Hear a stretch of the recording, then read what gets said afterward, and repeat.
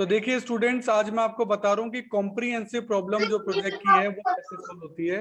तो उसके लिए एक प्रोजेक्ट मैंने लिया है। इसमें क्या होता है, सबसे पहले आपको एक छोटी स्टोरी बनानी पड़ेगी अपने बारे में। यहाँ तो है आफ्टर द ग्रेजुएशन मोली नाम, यहाँ आप अपना नाम लिखेंगे। ध्यान देना, प्रोजेक्ट हमेशा अपने नाम से बनता है क्योंकि आपके बारे में राइटिंग हो रही है कि after the graduation Molly started a business of footwear. Footwear का करियर। अब पैसा कहाँ से लोगे? आपके पास पैसा कहाँ से आएगा भाई? थोड़ा बहुत तो आप पापा से ले सकते हो, या आप कौन बनेगा करोड़पति के लिए उसमें जीत गए, या फिर आप कोई शो वगैरह जीते, उससे आपको पैसा मिल गया, आपके पापा ने आपको गिफ्ट दे दिया। इसके अलावा छोटा मोटा और कोई आप लोन भी ले सकते हो, ये भी आप कर सकते हो। सही है। और क्या की जा सकती है, देखो।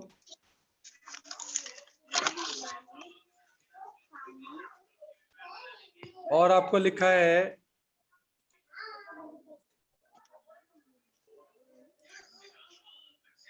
एक्सिस बैंक ने इंटरेस्ट रेट लिया 10%, और देन उसने शॉप परचेज की है, और 1 अप्रैल को बिजनेस स्टार्ट कर दिया। 5,000 रुपए का इलेक्ट्रिसिटी कनेक्शन ले लिया, और 10,000, क्योंकि इलेक्ट्रिसिटी कनेक्शन कभी भी बिना सिक्योरिटी के नहीं मिलता तो सिक्योरिटी देनी पड़ी।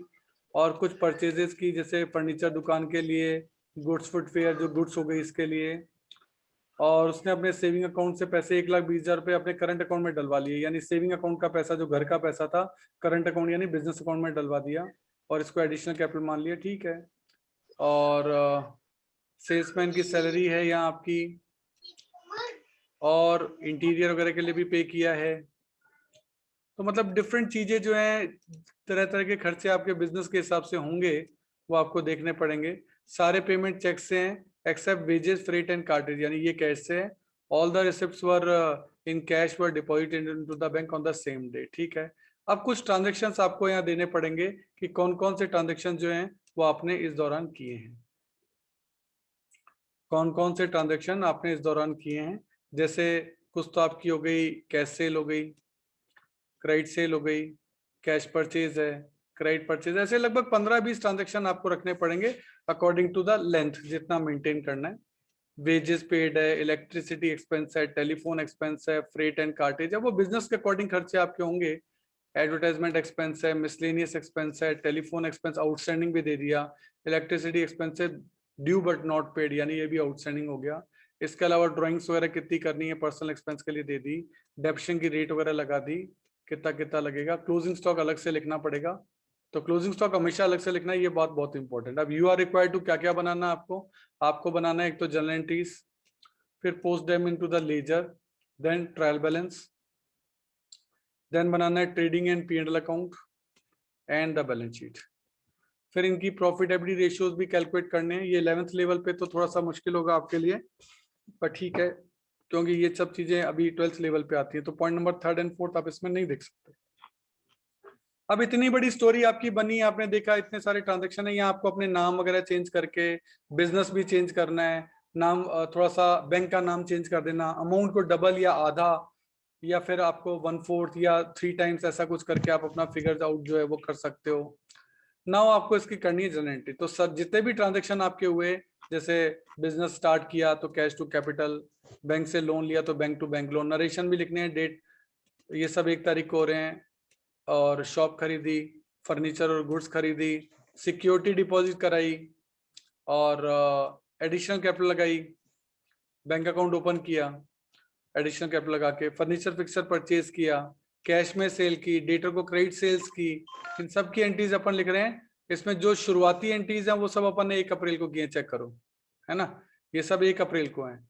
और बाकी कुछ एंट्रीज जो है वो अपन ने ईयर एंडिंग पे, यहाँ पे ईयर एंडिंग पे अपनी सेल कितनी हुई है वो सब चीजें हैं। साल भर में परचेज कितनी की कैश और क्रेडिट, वेजेस कितनी पे किए हैं, इलेक्ट्रिसिटी एक्सपेंसिव पे किए, टेलीफोन एक्सपेंसिव पे किए, फ्रेट पे किया, एडवर्टाइजमेंट एक्सपेंस पे किया, मिसलेनियस एक्सपेंसेस पे किए, इलेक्ट्रिसिटी एक्सपेंसेस आउटस्टैंडिंग भी हैं और पे भी किए हैं, drawing, salary, interest on loan जो बैंक से लिया था, डेप्रिसिएशन लगा दिया, ये सारी एंट्रीज कर ली। लगभग आप देख रहे हैं लगभग 15 एंट्रीज अपने आराम से इसके अंदर हो गई हैं।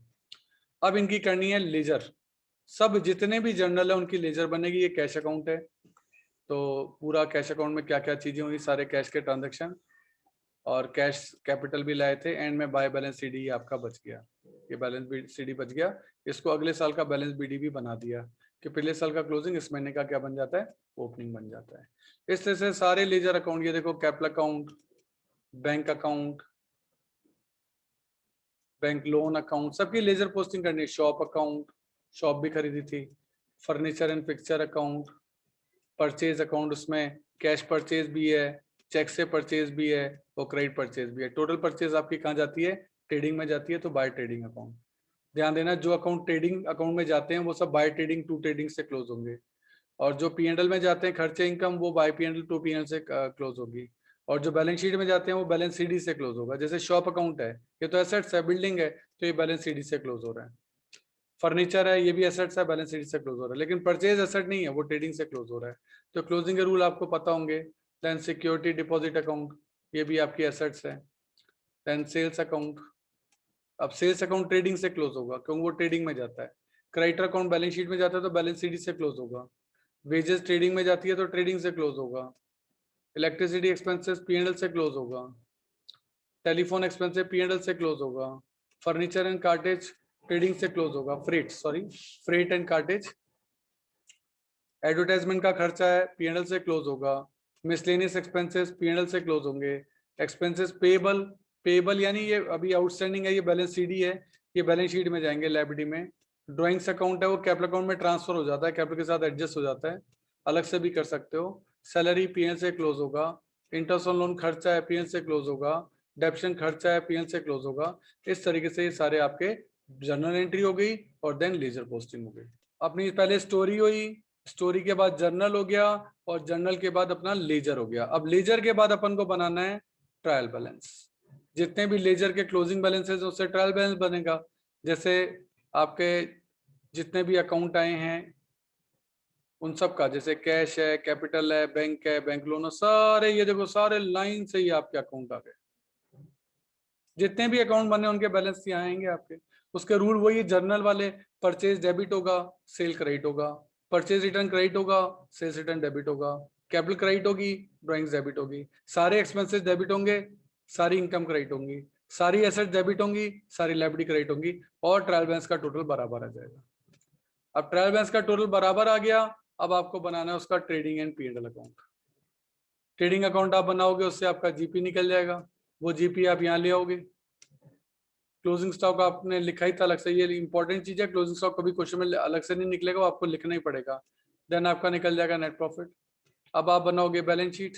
बैलेंस शीट एज एट जो भी डेट होगी, यहाँ सारी एसेट्स आ जाएंगी, यहाँ सारी लायबिलिटीज आ जाएंगी, कैपिटल के अंदर ड्राइंग्स लेस हो जाएगी, नेट प्रॉफिट प्लस हो जाएगा, और बैलेंस शीट की दोनों साइडें जो हैं वो इक्वल आ जाएंगी। अब देखो इसके बाद क्या होता है, आपको प्रॉफिटेबिलिटी रेशियोज कैलकुलेट करने होते हैं। जैसे ग्रॉस प्रॉफिट रेशियो, फॉर्मूला होता है gross profit upon net sales into 100। तो ग्रॉस प्रॉफिट और नेट सेल आप ऊपर से ले लो, इंटू 100 के तो आंसर परसेंटेज में आएगा। फिर आप नेट प्रॉफिट रेशियो भी कैलकुलेट कर सकते हो, उसमें formula net profit upon net sales into 100, तो ये भी आपका इंटू 100 इसलिए परसेंटेज में आएगा। और भी चीजें कैलकुलेट की जा सकती है, रिटर्न ऑन कैपिटल एम्प्लॉयड किया जा सकता है। करंट रेशियो है, इसका फॉर्मूला होता है current assets upon current liability. पर ये नॉलेज सारे 12th में मिलेंगे तभी आप कर पाओगे। क्विक रेशियो हो सकता है quick assets upon current liabilities. डेब्ट इक्विटी रेशियो होता है लॉन्ग टर्म डेब्ट upon share holder fund. Proprietary ratio होता है आपका proprietors fund upon total assets. तो अलग अलग फॉर्मूले जो है वो आपसे यहाँ सॉल्व कराए जा सकते हैं, पर ये 12th के नॉलेज है, ये आपके इसमें नहीं आते। 11th वाले कॉन्सेप्ट में ये भी नहीं आते। तो एक और प्रोजेक्ट अपन लेते हैं, और ये प्रोजेक्ट जो है बेसिकली एक बुक से लिया हुआ है। और देखिए प्रोजेक्ट वर्क है, कॉम्प्रिहेंसिव प्रोजेक्ट इसको कहते हैं, जिसमें कि आप trial balance, trading P&L, balance sheet, depiction of expenses, income and P&L using chart and bar diagram. तो वही स्टोरी पहले बनानी पड़ेगी। 1 अप्रैल को मिस्टर विशाल राठौर यहाँ आप आ जाएंगे। Started a business of manufacturing, purchasing and selling furniture for office use. ये फर्नीचर का बिजनेस कर रहा है, पहले अपन ने दूसरी चीज का बिजनेस किया था। अलग अलग टाइप के बिजनेस है, और बिजनेस का नाम भी रखना है, कंफर्ट फर्नीचर हाउस या XYZ कुछ भी। He opened a bank account in Axis by opening this. He owned premises in centre market for setting it showroom for furniture business. ठीक है, ये भी खरीद लिया। Payment was made through cash. उसने एक लोन भी लिया 18 लाख का, लोन पे 3,60,000 का इंटरेस्ट है। At the end of the year he 7,80,000 उसने पे कर दिए। थोड़ा बहुत लोन पे भी कर देना चाहिए साल के एंड में, लोन कम हो जाए। फिर परचेज किए मशीनरी वगैरह, इलेक्ट्रिसिटी कनेक्शन का है, वही सब फिक्स आइटम है। आपको ये सब प्रोजेक्ट जो हैं आपके दे रखे हैं, आप देख सकते हैं आपके ऐप के अंदर, ये सब चीजें आपको मिल जाएंगी। और वही देखो, टेलीफोन कनेक्शन भी लिया, बीएसएनएल इंटरनेट कनेक्शन भी लिया है, फर्नीचर खरीदा है, और सारे पेमेंट चेक से किए हैं। कैश जो भी आ रहा है वो सेम डे बैंक में जमा करा रहे हैं। ऐसी लाइन लिख देनी चाहिए, इससे बैंक से ज्यादा ट्रांजेक्शन हो जाते हैं। Eight the end of the year the position of the business show the following. अब ये ईयर एंडिंग तक आपके क्या क्या हुए उन सब की डिटेल जो है वो आपको दिए। देखो ये देखो सारे खर्चे यहाँ तक। अब ये खर्चे सारे आपको भी क्या करने हैं, ये लिखने हैं और अमाउंट दूसरे कर देना अपनी तरफ से, उसमें क्या दिक्कत है, ये हो सकता है आपका। फिर उसकी ड्राइंग्स अलग से, ड्राइंग्स अपन को करनी पड़ेगी साल भर में। आउटस्टैंडिंग सैलरी, अब वही चीजें पूरी, journal, ledger, trial balance, trading P and balance sheet, depreciation लगाना है, ये कह दिया, और पाई डायग्राम वगैरह भी देने हैं। तो अब यहाँ जैसे अलग तरीके से किया, introduction of the project. Project क्यों बना रहे हैं, the project requirements are to make accounting record of all the transaction, to prepare trial balance, to prepare trading and P&L. Execution कैसे करेंगे सर, पहले जर्नल एंट्री करेंगे, फिर लेजर बनाएंगे, फिर ट्रायल बैलेंस करेंगे, फिर ट्रेडिंग पी&एल और बैलेंस शीट बनाएंगे। ये आपका एग्जीक्यूशन हो गया, ये लो जर्नल चालू हो गया। ये सारी entry, cash to capital, premises खरीदा, बैंक में पैसे जमा कराए, बैंक से लोन लिया, ये सब 1 अप्रैल को एंट्री हो रही है, देख लो ये सब एंट्री 1 अप्रैल को है। मशीन परचेज की, इलेक्ट्रिसिटी बोर्ड में पैसे जमा कराए, फर्नीचर परचेज किया, कंप्यूटर परचेज किया, एडवर्टाइजमेंट एक्सपेंसेस है। अब कुछ खर्चे ईयर एंडिंग पे, सेल परचेज ईयर एंडिंग पे दे दो, क्योंकि वो 1 तारीख को थोड़ा ना हो जाएगी कि 1 तारीख को खरीदा और 1 तारीख को बेच दिया। वो ईयर एंडिंग का अपन टोटल दे रहे हैं एक तरीके से, कि साल भर में हमने क्या क्या खर्चे पे किए, सब 31 मार्च को चेक कर लो। अब ये जितने भी जर्नल हुई इन सब के लेजर, तो सबसे पहले बैंक अकाउंट, क्योंकि बैंक से काफी सारे ट्रांजेक्शन, इनसे पैसा आया, इनसे गया, तो बैलेंस शीट कितना बचा, ये बैलेंस शीट बच गया। ऐसे ही cash account, BSN deposit account, internet का कनेक्शन लिया आपने, टेलीफोन एक्सपेंसेस, पेटी एक्सपेंसेस,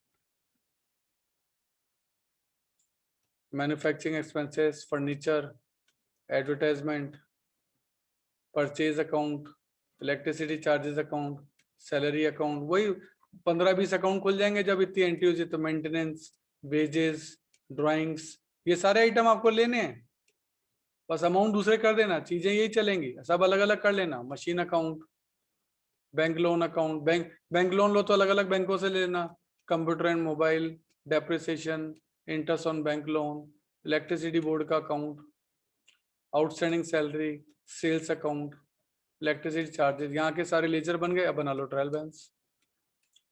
ये ट्रायल बैलेंस बनाया, ट्रायल बैलेंस की दोनों साइड इक्वल आ गई, तो इसका मतलब आपका सही है। अगर बराबर नहीं आती तो हो सकता है सस्पेंस अकाउंट का यूज होता, पर प्रोजेक्ट में नॉर्मली सस्पेंस अकाउंट का यूज नहीं करना चाहिए, आपका इक्वल बैठना ही चाहिए। फिर आपका बना ट्रेडिंग एंड पी&एल, ट्रेडिंग से निकला आपका जीपी, ये जीपी आपका यहाँ आ गया। फिर आपका निकला एनपी, और ये एनपी आके कैपिटल में ऐड हो गया। ये देखिए ड्राइंग यहाँ के लेस हो गई, सारी एसेट आपने लिखी, सारी लायबिलिटी लिखी, और बैलेंस शीट का टोटल जो है वो बराबर आ गया।